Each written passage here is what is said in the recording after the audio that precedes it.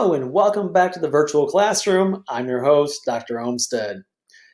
Today's topic is Cold War culture, aka culture of fear, culture of conformity.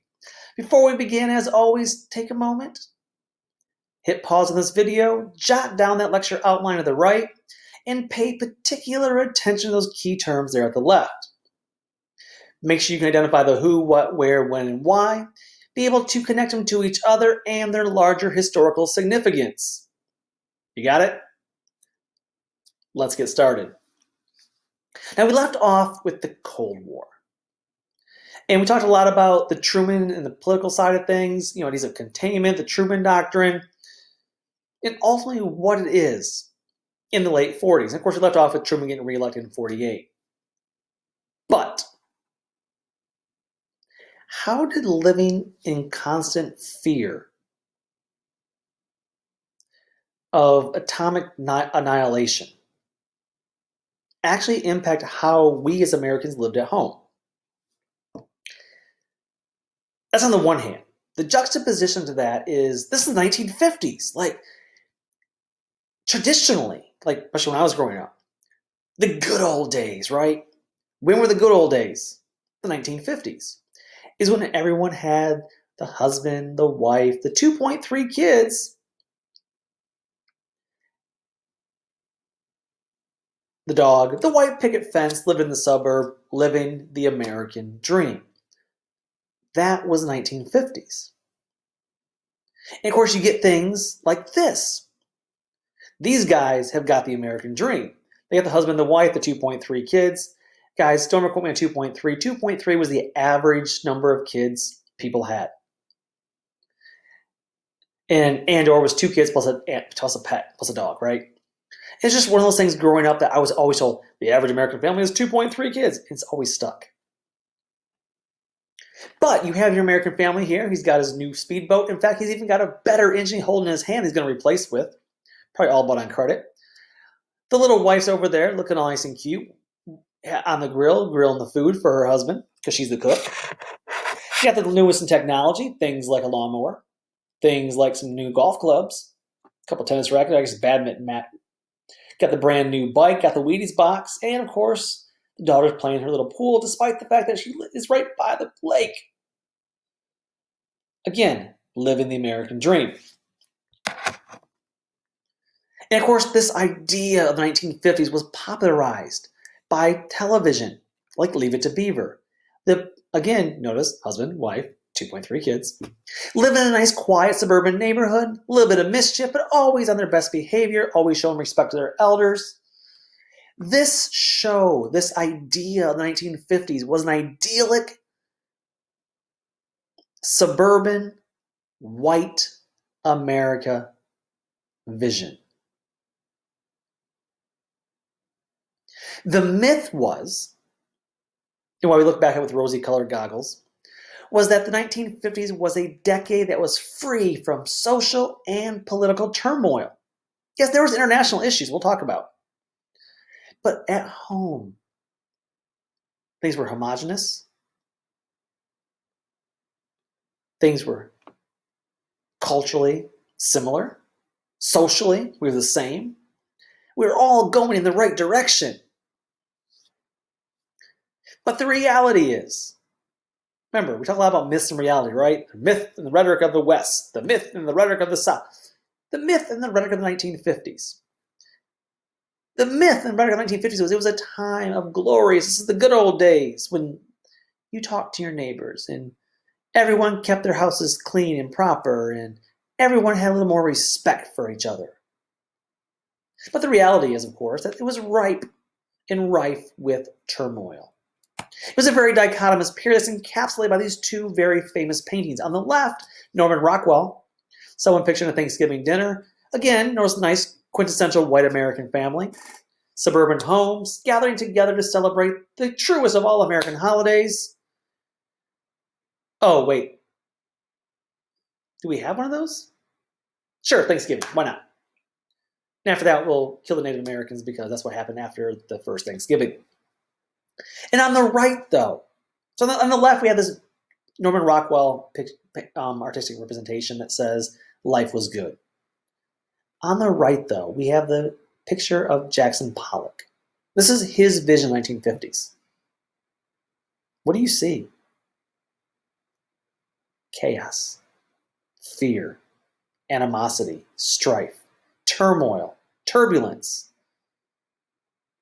So which one's actually right?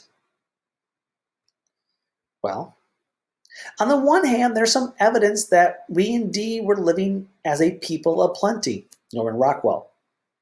Because remember, we have an unprecedented economic growth in the post-World War II era. The 1950s were the last of the industrial-driven U.S. economy decades. After the 1950s, we shift to more like service sector, technology, entertainment economy. But we're still an industrial-based economy, chugging away making cars. The farm population fell even further from 23 million to 15 million as people moved into urban centers, but yet our GDP doubled between 1945 and 1960. In other words, standard of living is rising across the board. Life is good. And that idea is the reason why we look at the 1950s with rosy-colored goggles as a period in time that we should get back to. Now, before we get into the actual society, brief thing on politics, briefly, and to show you why we have this vision of peace and prosperity. Because in the 1950s, the economy is good, but Truman was quite unpopular. By the 1950s, he had fallen out of favor. And so in 1952, the Democratic control of 20 years, Democratic control of the White House ends. 1952, we have a new president, Dwight Eisenhower, former World War II hero. But this was not your old guard Republican. He was not a conservative Republican. In fact, the New Deal was still very popular with Americans, and Eisenhower had no choice but to embrace it. Now, he did promise to slow the rate of federal government expansion, but he also promised to maintain these social programs like Social Security. In fact, even Eisenhower, a Republican, said, quote, "Should any political party attempt to abolish Social Security, eliminate labor laws or unemployment insurance, and farm programs, you would not hear of that party again in our political history." Now, there's a tiny splinter group, of course, that believes you can do these things. Among them are a few Texas oil millionaires and the occasional politician or businessman from other areas. Their number is negligible and they are stupid, unquote. Again, this statement by Eisenhower and his presidency in general, he's trying to find a middle way, Eisenhower is. So he doesn't want to grow government, but he also doesn't want to shrink it either. Just keep it. And he's a great example then in 1950s that both parties agreed on the existence and necessity of a social safety net, unemployment insurance, Social Security, labor laws. In other words, the liberal consensus. They agree on this. These are good things for Americans. But while the liberal consensus was the norm for politics, there was another consensus also growing in the 1950s. And that was the Cold War consensus. This is also a bipartisan agreement that agreed that communism was evil, bad, vile, despicable. We must get rid of it. And they basically agreed on the way to do it. Containment. And then that's the international policy. And domestically, we need to suppress it. How do you suppress domestic communism? In other words, remember, communism is not illegal. Never has been. It's freedom of speech, right? This is a fundamental right of our Constitution. But how do you suppress it then without just deporting people? Well, you create what's known as a culture of conformity. That we should be conformed in our political opinions, which we were, liberal consensus, We should be conformed on our gender roles. We have a nuclear family, husband and wife, 2.3 kids. We should be conformed in our sexual roles. There is only heterosexuality. Homosexuality is vile, despicable, evil, don't want it. It leads to communism. And therefore, anything that were to oppose this conformity or push against it or question it, things like homosexuality, things like living in a home out of wedlock, i.e. break up the nuclear family, protests, strikes, civil rights protests, any of these things would push against that conformity. And therefore, this Cold War consensus that we all agreed on was a good thing. It emphasized conformity above all else. Anyone who falls outside this norm, if you're a labor organizer, you are suspect. If you're a political rights activist, you are suspect. If you are just a critic of U.S. foreign policy or an anti-government protester, you are suspect. If you are a woman who wants to work in the quarry mines or wants to speak her mind, you are suspect as being a communist. If you're a gay person, again, the list goes on and on and on. This consensus of conformity is going to have a huge role in shaping American life.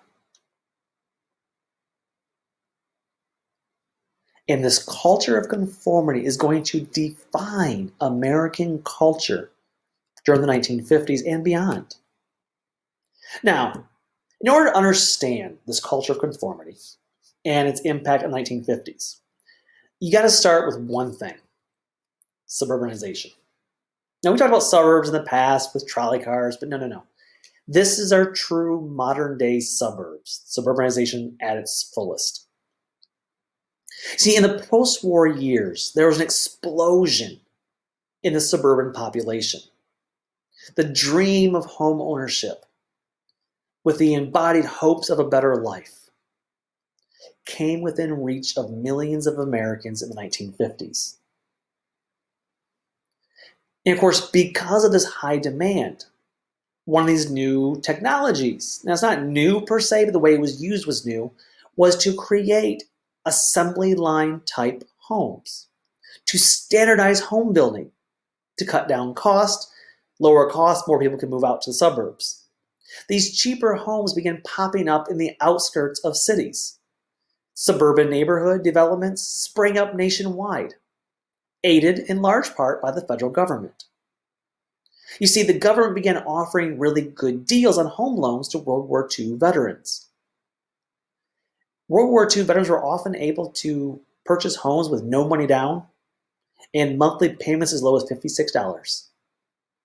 So if you're a World War II veteran, you have options. You can A, move to the suburbs in a brand new home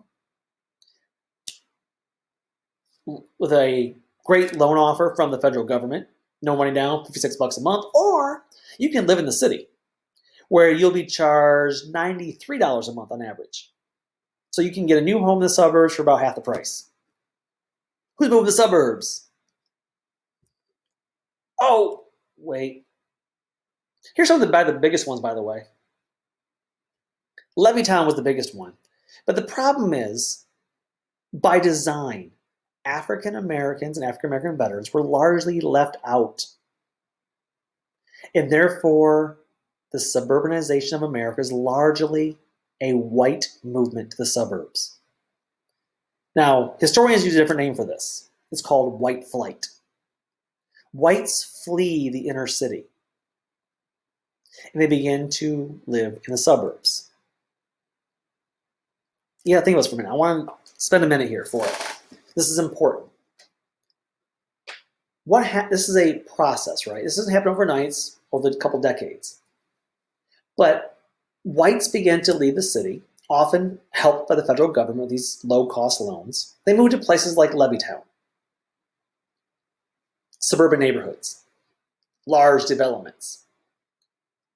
And when they leave, so they have the inner city circle, and they surround that inner circle with suburban housing. So they're all the way around it now. The easiest way to think about this is if you know much about Houston, Texas, and you ever look at a map of Houston, it looks like a bullseye because you have the city center downtown, and then you have this loop around downtown called the 610 Loop. And basically in the 1950s, whites began to leave downtown and settle in that 610, outside the 610 Loop area. So around the circle, they circled the city. Remember, this is only whites living there, though. For the most part, African Americans were not offered these loans. Very hard for them to get one. And with some other issues, it's hard for them to move in these neighborhoods as well. Mexican Americans, same deal. So a lot of this is a white movement called white flight. The problem is when they move, they form a circle around the inner city. They circle it. But when they leave, they're taking something with them. Remember, these are middle-class people. Sometimes a little more middle upper class, maybe even lower middle class, but middle class. They're taking their tax money with them. That tax money, that is the number one supplier to things like schools, things like infrastructure, things like medical care, things like good housing.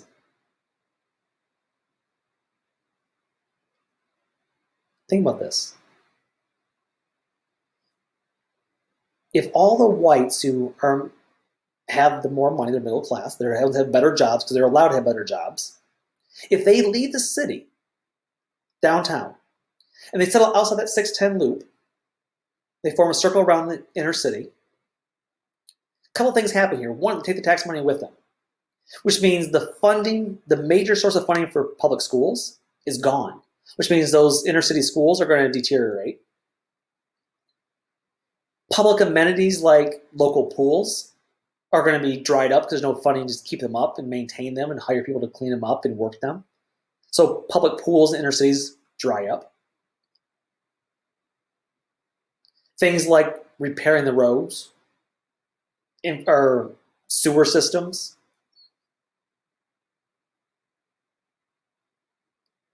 Things like hospitals. Because if there's no public funding for these hospitals, or no funding coming in for them because everyone who's living there is lower income, do you really think a hospital that's going to is for profit going to move in there? No. So what happens is when the tax money goes with them, this creates a very real consequence for suburbanization and white flight. And what some historians have noted is when whites left the inner city and created a ring around it, it essentially created a white noose around downtown centers as people of color, largely African American and Latino, they're the ones who are left struggling in the center, getting killed off by lack of tax base, lack of public services, lack of medical facilities, hospitals, clinics, etc. There's no money coming in, and they're stuck there. Because neighborhoods like Levittown, that we're going to see, were designed to be racially exclusive.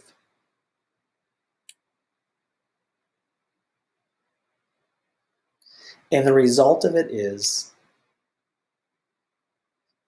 a very homogeneous, socially white conformed suburb.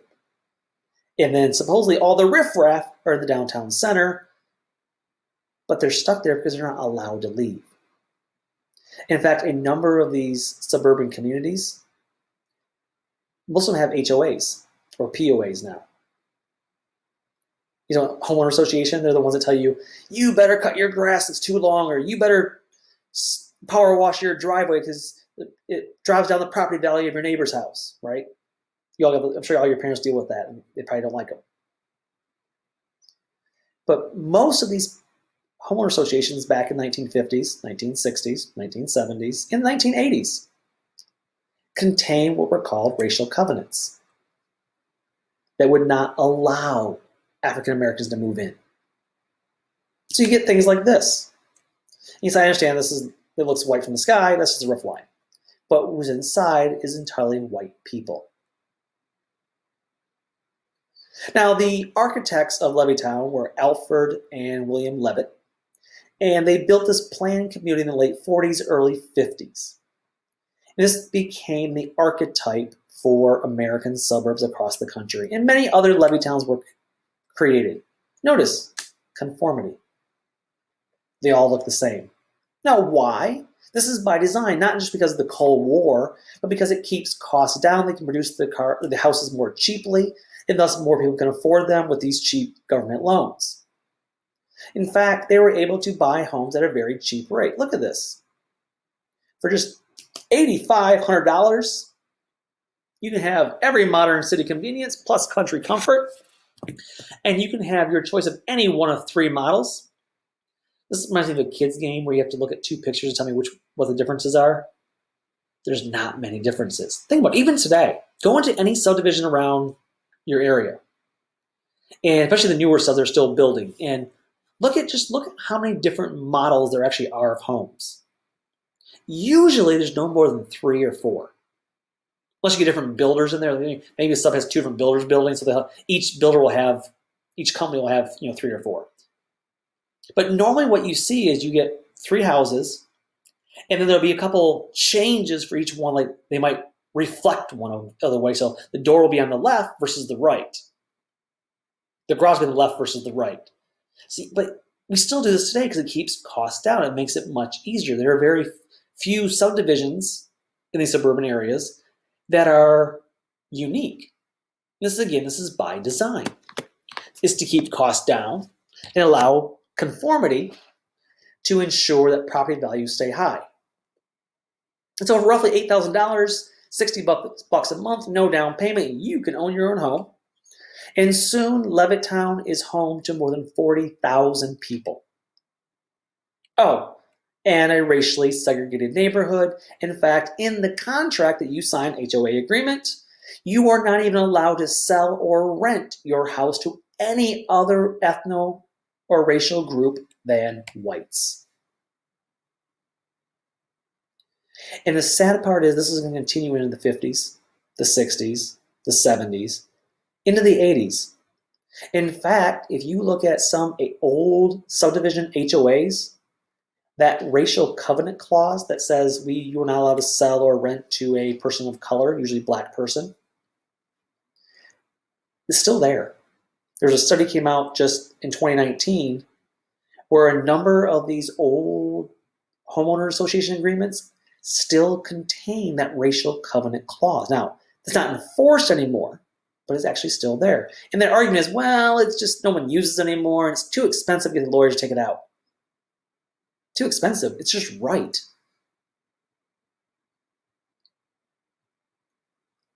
You want to know how long-lasting this was? Again, applications from black families are denied. And of course, the Levittown model, the Levitt family, Alfred and William, they defended this racially exclusive policy as a way to maintain property value.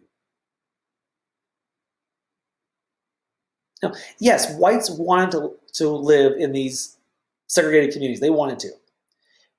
But as more and more African Americans began pushing for civil rights in the late 50s and in the 60s, whites argued that, no, we have a right to protect our property value. Because what would happen is if a black person moved next door, they're going to be dirty, they're going to be inferior, they're going to let their grass grow too long. And just the very presence of having a black person in our neighborhood devalues my home, and that's unfair. Why is my home being devalued? Because my neighbor looks the way he looks, acts the way he acts, doesn't clean his house the way he should. That's not right, that's un-American, and we need to protect our property values. This is important. This is American. And so what you see in the 1950s, 1960s, this became the standard argument that you as an American should have a right to choose your neighbor and to protect your property value. The government should support that. Now, officially, this policy had to end in 1967. It has to end we'll talk about that later, we've got 60s lectures. But suburbs, including Levittown, often remained racially uniform. In fact, even by 1990, Nearly 90% of suburban whites lived in communities where non-whites composed less than 1% of the population. 1990, 30 years ago. Think of this for a minute, because this is often brought up with people who want to defend, they want to defend that we do nothing to support civil rights, that it's just because people are lazy, right? People still use that excuse of Black people, Hispanic, they're lazy, that's why they don't get a chance to move out and move up. But think of this for a minute. 1990, that was 30 years ago. So generationally speaking, generations are about 20, 25 years. So legitimately, I'm assuming most of you all listening to this video are probably in your late teens, early 20s. Majority of you are. So let's see. That means you were born right around 2000, give or take. Let's assume for a minute your parents then were, say, 25 years old when they had you. Average. That means your parents would have been born in 1975. At a time when they were not allowed, still, by many of these neighborhoods, or at least they were heavily not allowed to, laws that they couldn't move in, but largely they couldn't. Remember, less than 1% of suburban population was non-white in 1990. So the odds are they did not live in a suburb. They lived probably still in the inner city, up to the point they had you. Now, maybe you were able to get out of the inner city and go to a suburban school that has better finance with better tax base, because that's where the richer people lived. But that means we're just one generation. You may be the first generation to get out of the inner city. Or maybe because your parents weren't able to, you did not get out of the inner city yet, but you're hoping your children will be. We are still just one generation removed from racially segregated neighborhoods. By 1990, 90% of suburban whites lived in neighborhoods that were less than 1% non-white. Levittown itself, 1990, had a total population of 53,000 people. Had 127 Black residents. Because people were worried about racially segregated neighborhoods, about crime, but also about property value. And what's interesting about this is this argument has not gone away.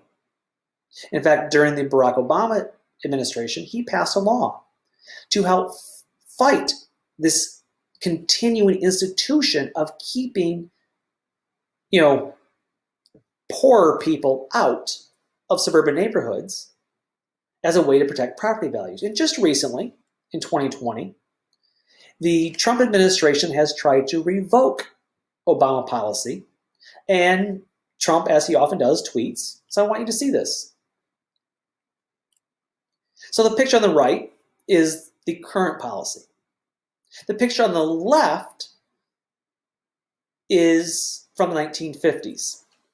And what's interesting, this was known as the HOLA loans. Now, the HOLA loans were these bank loans designed to help people move into neighborhoods.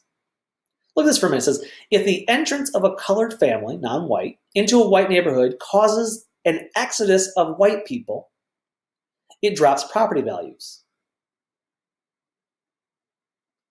However, except in the case of African Americans and Mexicans, the racial and national barriers disappear when they move into suburban areas and they begin to rise on the economic stratum. In other words, look at that list down below. So English, German, Scots, Northern Italians, Bohemians, all the way down to number 9, South Italians.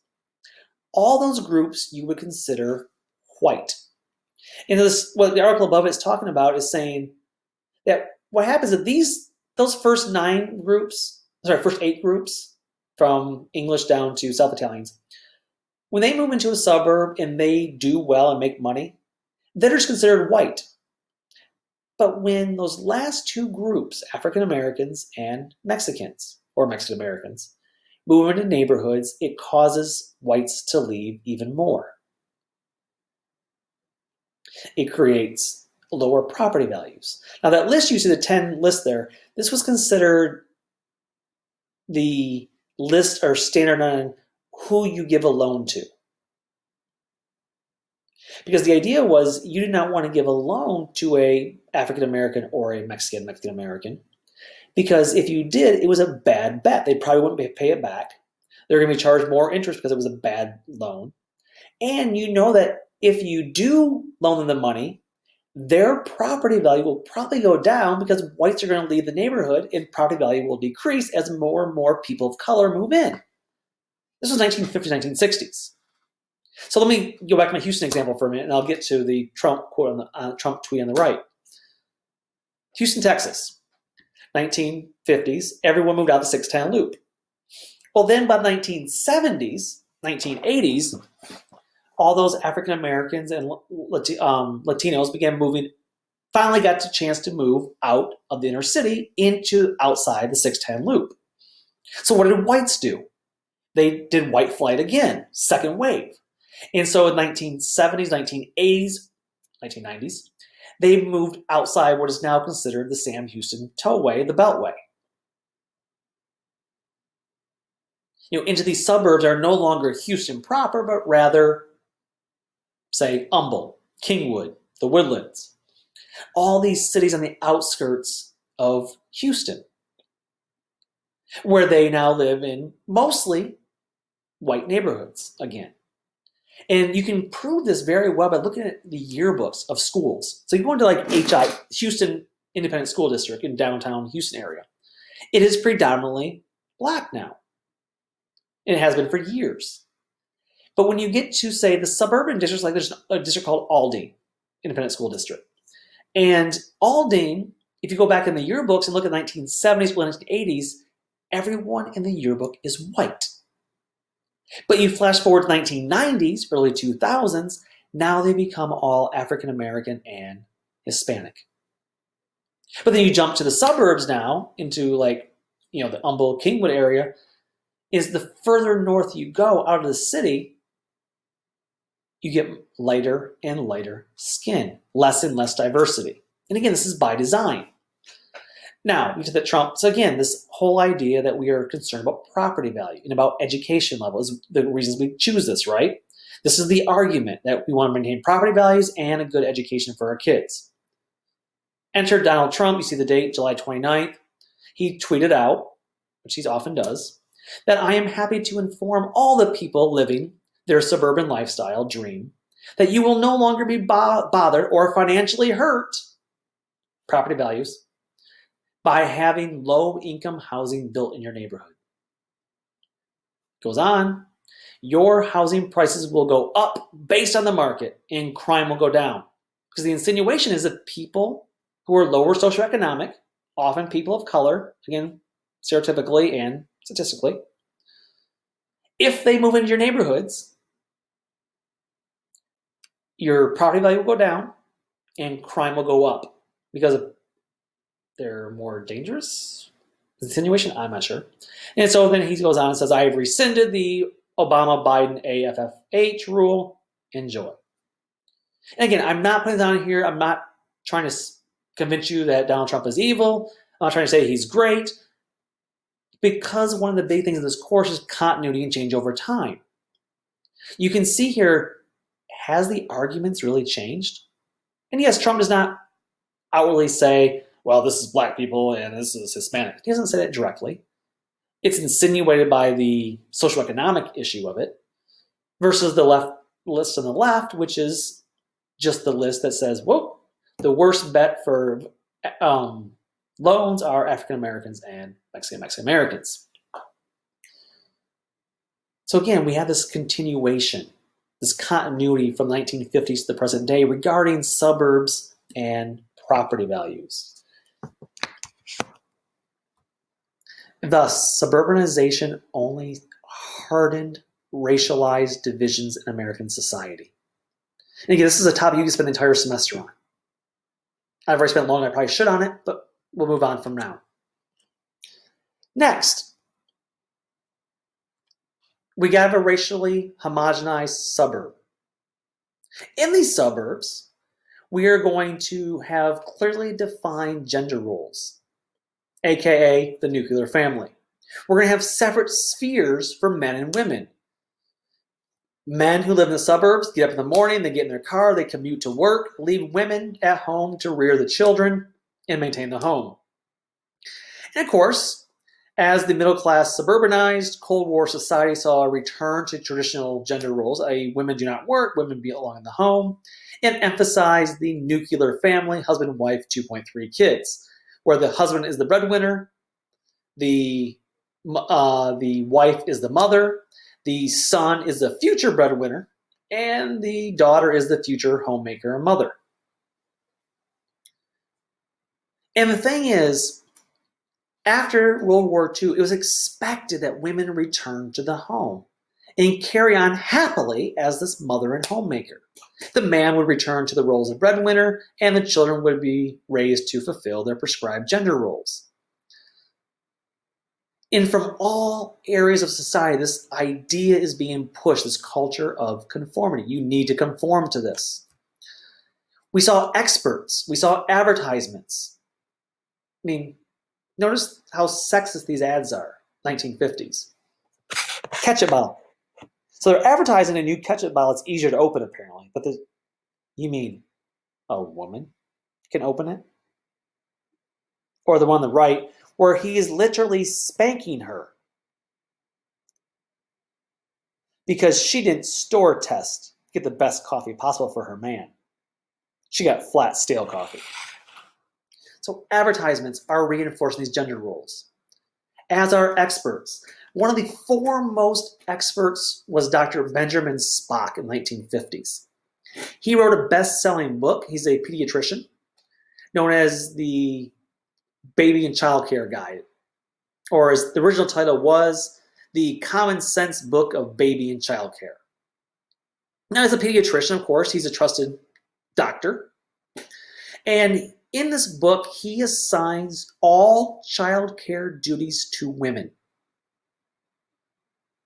believing that women's innate nurturing nature was essential for a child's psychological growth.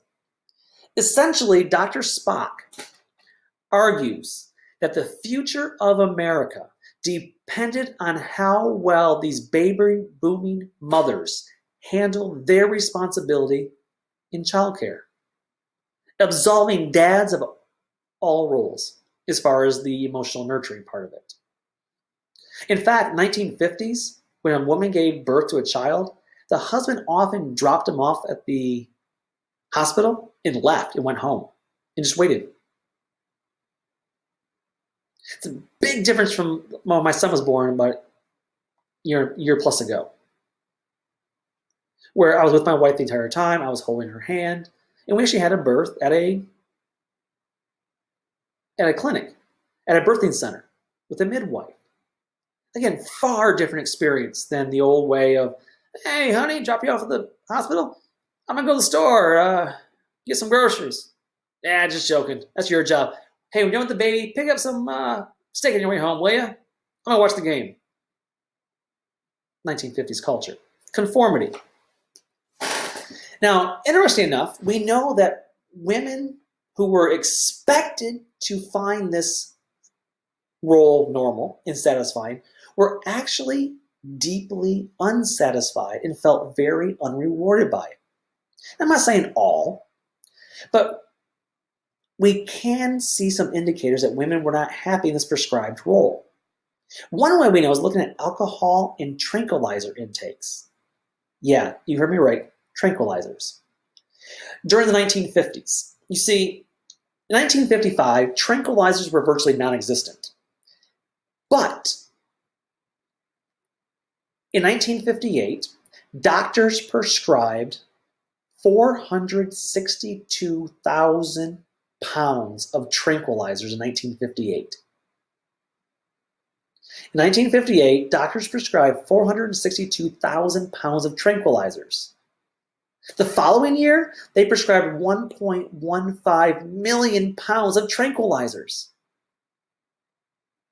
And physicians prescribed it for anxiety, stress, and they described it and came to see tranquilizers as a uniquely female need.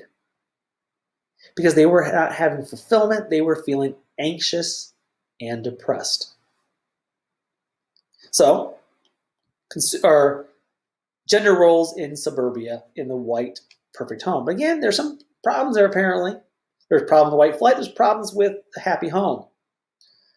Consumerism. Now, consumerism goes back to the 1920s. I've talked about that already. But this affluence in wealth in the post-war economy, consumer culture began to change drastically. The measure of freedom of a person became their ability to satiate their material needs. Ownership of consumer goods became personally defining. Yeah, just like that. Just like how people want the latest technology to kind of identify themselves with. I know, I'm making fun of myself. Here's my iPhone. But all joking aside, consumer technology booms in the 1950s. Clothes washing machines, vacuum cleaners, home freezers, home air conditioning, love that one, jet air travel, and specifically a new rise in advertising culture. And of course, what's funny about this, most of this advertising was aimed directly at women. So the new refrigerator. By the way, I want you to notice something here. Look at how the happy homemaker is dressed. She has a nice, pretty cute dress on, plus her little apron so she can clean, but still look cute for her husband when he comes home. So we have the new refrigerator. Oh, just set the dial and relax a while. Make a woman's work easier. Again, notice the outfit. Not only that, she's cleaning in high heels, people. When's the last time you cleaned in high heels? Oh, got the new vacuum cleaner. And once again, cute dress, high heels. I love this one. Even when she makes a mistake, it's okay. Don't worry, darling. At least you didn't burn the beer. The implication is she's not even good at her job, right? This is a beer ad, obviously, but the implication is here that she is so bad at her one task, maintaining the home, that she burns it all anyway. But she got the beer right at least. So these new technologies spread the idea they save time, providing more time for leisure. Now, not all did. But in case you're feeling run down, so the harder a wife works, the cuter she looks. Again, notice dress, apron, high heels. I love the bottom cartoon here. Gosh, honey, you seem to thrive on cooking, cleaning, dusting, and I'm all tuckered out by closing time. What's the answer? Vitamins, darling. I always get my vitamins. So on the one hand, we have a tremendous, sexism. That's projecting this woman's role and man's role, obviously. But on the other hand, it's projecting this consumer culture. On the one hand, seems to be freeing, right? You're living the dream. But on the other hand, this is being fueled by low interest rates and the new invention of credit cards. Americans were now, for the first time in history, comfortable living in debt. In fact, they started using words like, this is good debt. There's no such thing as good debt. Debt is debt. Now, the reason this is this generation, the baby boomer generation after World War II, they don't remember the Great Depression. They don't remember how hard things were when the bubble burst and that they lost everything. They don't remember that. They don't know that. And therefore, they're okay with being in debt. Because before this generation, debt was seen as a loss of economic freedom. Debt from the 1950s forward till today is seen as, no, I'm living the high life of my freedom. And you can see consumer credit debt skyrockets in the post-war era and just keeps increasing year after year. And of course, one of the things they spent their money on was a newfangled technology known as the television. How prevalent was it? By the end of the 1950s, 9 out of 10 families owned a television. And of course, what's on the television?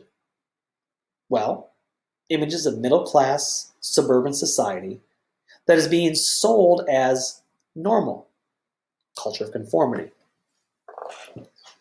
And in addition to this, it's selling this image of things like Leave It to Beaver, selling things like Father Knows Best. It is selling this vision of what America should be. And it's telling you, it's basically propaganda. This is what you should do. This is how you should live. This is how you should act. This is how you should eat. This is how you should dress. But the reality is, this is white middle-class America usually portrayed here. In addition, it created other new things as well. Television became and replaced newspaper as number one news source. It also changed eating habits, creating this newfangled technology like TV trays and frozen TV dinners. So I remember as a kid eating Salisbury steak. Just pop it in the microwave and have a Salisbury steak TV dinner. Watch TV in front of the TV and see what, well, America should really look like.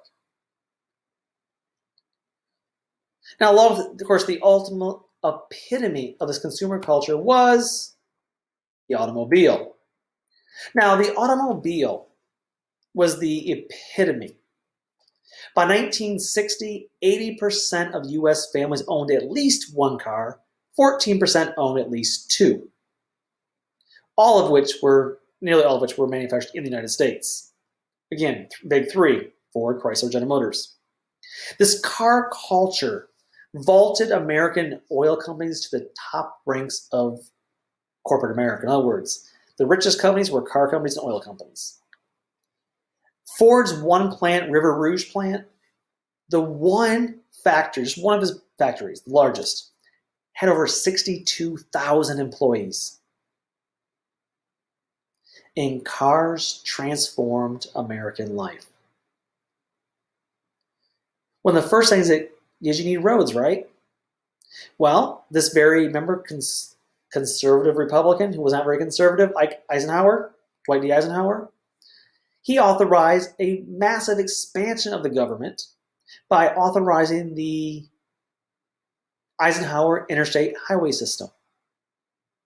Yeah, all these interstate highways, he authorized the building of these. Yes, it made travel easier, cross-country travel. Now, he did it partly for military reasons. Remember, he's a general in the Cold War era, and he wanted to connect our country in an easy way so we could facilitate the transit of military across our country. And he also had a very profoundly forethoughtful idea. He actually said when he built a freeway system, interstate freeway, 1 in every 10 miles must be straight. So in case you need to make an emergency landing for a plane. Fascinating. Good, very forethought in that. Fun fact, if you're from Texas, in the Houston area, one of the first major sections of interstate highway was actually I-45 south from Houston down to Galveston. Why? NASA, defense, to get stuff to the coast and the oil industry. And of course, other things, improvement along there. You have the Christian motels along the way, Buc-ee's eventually. Drive-in theaters became very popular. Became more popular in 2020 once again because people couldn't go to movie theaters anymore. Coronavirus. Hey, drive-ins work. Drive-ins are great. Always have a chaperone. Fast food dining is a brand new invention during the 1950s. McDonald's opens 1954, and by 1964, there are more than 700 McDonald's franchises. Again, this is part of that fast food culture. This is part of suburban culture. This is part of that new consumer culture. In the car, there's a quote by a historian by the name of Eric Foner. He's written a couple U.S. history textbooks also, but he's a historian. And he wrote that, quote, "The car symbolized the identification of freedom with individual mobility and private choice. Unquote. Now, I want to spend a minute here with this. The car symbolized individual mobility and private choice. So yeah, it offers freedom. Think about it. When you turn 16, you get your license. Freedom. It's freedom. So it fits really well with the American ideals. That last thing says private choice. What do you mean by that? Well, in a world, especially when you start moving into the late 50s, we start having the civil rights movement spring up. 60s. These HOAs that were trying to racially segregate neighborhoods, they're doing a good job of it. They were. I mean, it's bad they did it, but they were doing what they did well. When a father went into work from the suburb to the city every day, if he took mass transportation, he would be forced to rub shoulders and elbows with people of lower classes, usually people of color. But in a car, without anybody complaining, you get to choose who's with you. It's private choice. You can choose whether to keep your car always full of white people or no one in it. But you can easily choose based on private property to keep anyone of color, of lower socioeconomic standing, other gender or sex, out of your car. You get to keep it as a white space defined by you. This is how important a car is to American life. Yes, it's a commuting tool. You get point A to point B. That's important. Yes, it facilitates the spread of suburbs. Yes, it offers freedom to go places, especially for young people, to go to Makeout Mountain, to go to the drive-in. It offers all these things.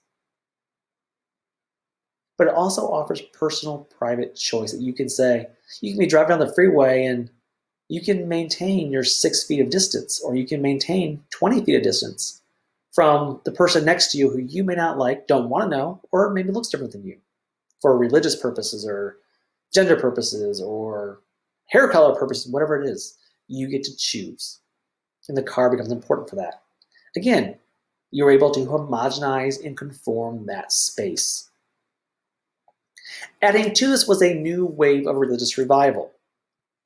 And during this era, church membership doubles in the 1950s. Again, cultural conformity. We want to conform to Judeo-Christian values. And part of this is about the communism issue. There was a great anxiety and fear about atomic warfare. And what if the Soviets did attack us? Now, one of the most popular, important religious figures during this time was a reverend by the name of Billy Graham. Now, Billy Graham epitomized this new wave of Christianity, right? See, we had fundamentalism in the 20s. This is a new wave of evangelical Christianity that's very different. Because, yes, there is the ever-present fear right now of atomic warfare, death, etc. There is the fear, possibly, of racially integrated neighborhoods. Yes. But Billy Graham, he's a Baptist evangelist. He actually becomes the confidant of Dwight Eisenhower, president. And he's going to rise to prominence in the 1950s because he's able to fuse political conservatism, religious revivalism, and Cold War anti-communism. So, political conservatism, so conformity, Cold War anti-communism, your anti-communist got to be that, and revivalism. He's able to do these large revivals that drew people to the church. He did so because two reasons. One is he became a televangelist. He put his sermons and his services on television every week. One of the longest running shows in history was Billy Graham's Hour of Power, where he would go on TV and preach. And people loved him for it because he didn't preach the same message that we've talked about all through this course. He preached a new brand of Christianity that was friendlier, that was loving. Preached that only a spiritual rebirth with a commitment to Jesus will bring salvation. That Jesus is not mad at you. Jesus loves you. It's a very different version of Christianity, that God is love, compared to the hell, fire, and brimstone from previous eras of religious revivalism in the United States. And Billy Graham will be in every White House from Eisenhower through George W. Bush. That's how influential this man has been. He just died in 2017, I believe he died. He's around for a long time. In religion, Christianity, this new type of Christianity that was loving and caring, and God's not mad at you, along with suburbanization, along with the gender rules, along with consumerism that said this is what you got to have to keep up the Joneses and be the same, all facilitate this culture of conformity. This culture of conformity was bred out of this culture of fear. But this Cold War consensus would manifest itself in a different way as well, and create not just a culture of conformity, but create a culture of fear. That's a topic for the second half of this lecture. So until then, take care. Until next time, bye-bye.